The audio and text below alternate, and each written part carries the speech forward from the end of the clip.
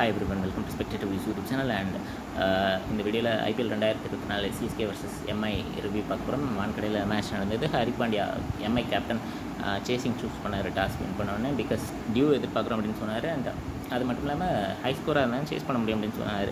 Mi எதிர்பார்த்தது போலவே unchanged 11. CSK பொறுத்த வரைக்கும் தீக்ஷனா பிளேஸில் 10 ரன் உள்ளே வந்திருந்தார் டீமுக்குள்ளே. ஸோ ரஹானே ஓப்பன் பண்ணார் வித் ரச்சின் ரவீந்திரா. பிகாஸ் போன வருஷம் இதே கிரவுண்டில் மும்பைக்கு அகெயின்ஸ்டாக ரஹானே ஒரு ஹாஃப் செஞ்சுரி அடிச்சிருந்தார். இன்ஃபேக்ட் ரஹானேவுடைய ஹோம் கிரவுண்ட் இது.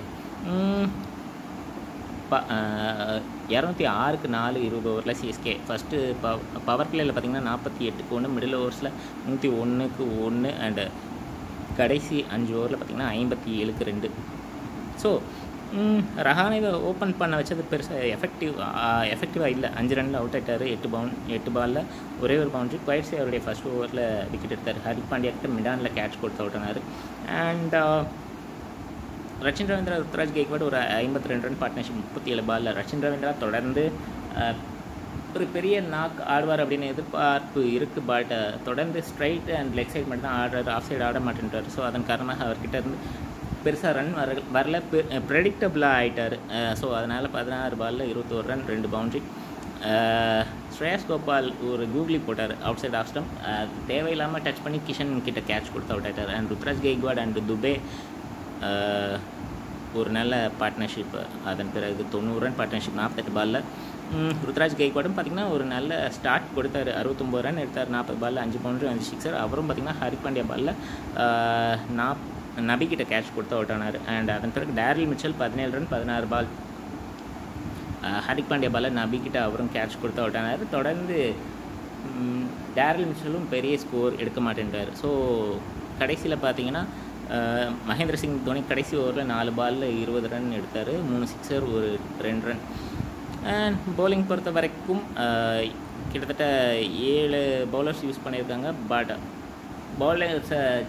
பவுலிங் சேஞ்சஸில் நிறைய தவறுகள் பண்ணாங்க. அண்ட் ஃபீல்டர்ஸ் பொறுத்த வரைக்கும் ரன் அவுட் வாய்ப்புகளை தவற விட்டாங்க. அண்ட் சிஎஸ்கே பேட்டிங் முடிஞ்சோன்னே ஐ திங்க் ஒரு 15 ரன் கம்மின்னு நினச்சேன். பட் முதல் விக்கெட்டுக்கு ஒரு 70 run partnership Rohit and Kishan. And 3வது விக்கெட்டுக்கு ரோஹித் அண்ட் திலக் வர்மா ஒரு 60 ரன் பார்ட்னர்ஷிப் 38 பாலில். கிஷன் 23 அவுட்டு 15 பாலில். திலக் வர்மா 31 20 பாலில் 5 பவுண்ட்ரிஸ். இந்த 2 கான்ட்ரிபியூஷன் தவிர்த்து ரோஹித் சர்மா ஒரு எண்டில் 105 நாட் அவுட் 63 பாலில் 11 பவுண்ட்ரி 5 சிக்ஸர். மற்ற எல்லாருமே பார்த்திங்கன்னா Horik Pandya 2 run, Tim David 13 run 2 sixer, shepherd 1 run, நபி 4 ரன் நாட் அவுட். இப்படி தான் இருந்தது. ஸோ அதன் காரணமாக மும்பை இந்தியன்ஸால் வின் பண்ண முடியலை. ஸோ 2 அணிகளும்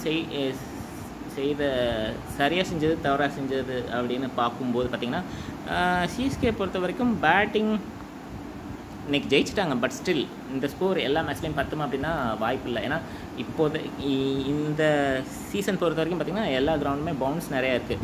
ஸோ சென்னையிலேயே பார்த்திங்கன்னா 200 ரன்க்கு குறைஞ்சா வெற்றி பெற முடியுமா அப்படிங்கிறது கொஞ்சம் டவுட்டாக இருக்குது. அப்படிங்கும்போது டாப் ஆர்டர் பேட்டர்ஸ் எல்லாருமே கான்ட்ரிபியூட் பண்ணணும். ஸோ ரச்சின் ரவீந்திரா, ரஹானே அண்ட் அதே போல் டேரில் மிச்சல் இவங்க எல்லாருமே கண்டிப்பாக ஒரு பெரிய ஸ்கோர் போட்டாகணும். பேட்டிங் பொறுத்த வரைக்கும் டாமினேட் பண்ணணும். அண்ட் மகேந்திர சிங் தோனி இன்றைக்கி கொஞ்சம் ஏர்லியராக வந்திருக்கலாம். ஏன்னா தொடர்ந்து டேரில் மிச்சல் மிடில் ஓவர்ஸில் பால்ஸை வேஸ்ட் பண்ணிகிட்ருக்கார். ஸோ மகேந்திர சிங் தோனி கொஞ்சம் ஏர்லியராக வந்திருக்கலாம், அதை செய்ய தவறிட்டார்.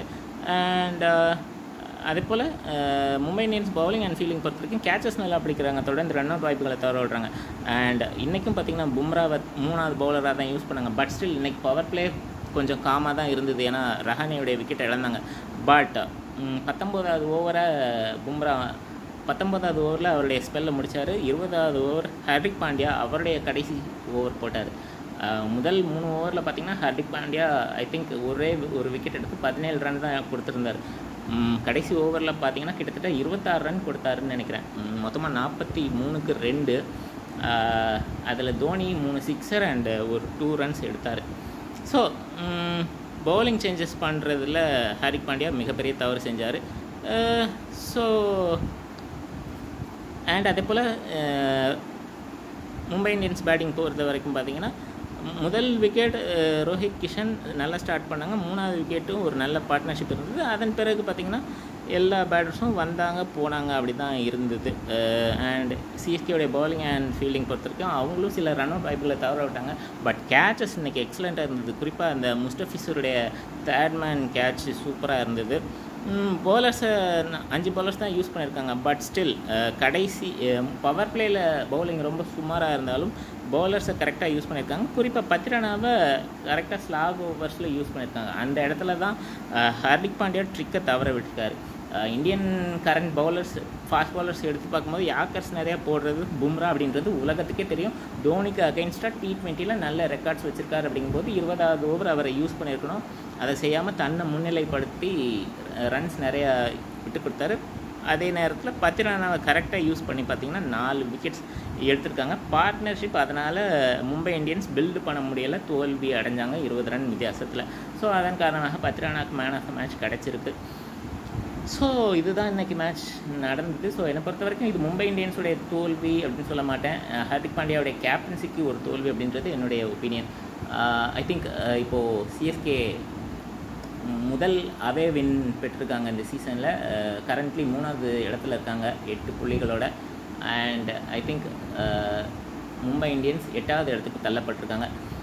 ஸோ அடுத்த மேட்ச் பார்த்திங்கன்னா லக்னோக்கு அகேன்ஸ்டாக லக்னோவில் 19ஆம் தேதி நடக்குது. ஸோ அடுத்த வீடியோவில் அதை பற்றி பேசுவோம். உங்களுடைய கருத்துக்கள் ஒப்பீனியன் கமெண்ட் செக்ஷனில் பதிவிச்சிங்க. அண்ட் உங்களுக்கு வீடியோ பிடிச்சிருந்தா லைக் பண்ணுங்கள், ஷேர் பண்ணுங்கள், கமெண்ட் பண்ணுங்கள், சப்ஸ்கிரைப் பண்ணுங்கள். இது வரைக்கும் சப்ஸ்கிரைப் பண்ணாதவங்க சப்ஸ்கிரைப் பண்ணிவிட்டு பக்கத்தில் இருக்கிற பெல் ஐக்கனை கிளிக் பண்ணுங்கள். நாங்கள் வீடியோஸ் போடும்போது நோட்டிஃபிகேஷன்ஸ் வரும். தேங்க்யூ ஸோ மச் ஃபார் வாட்சிங்.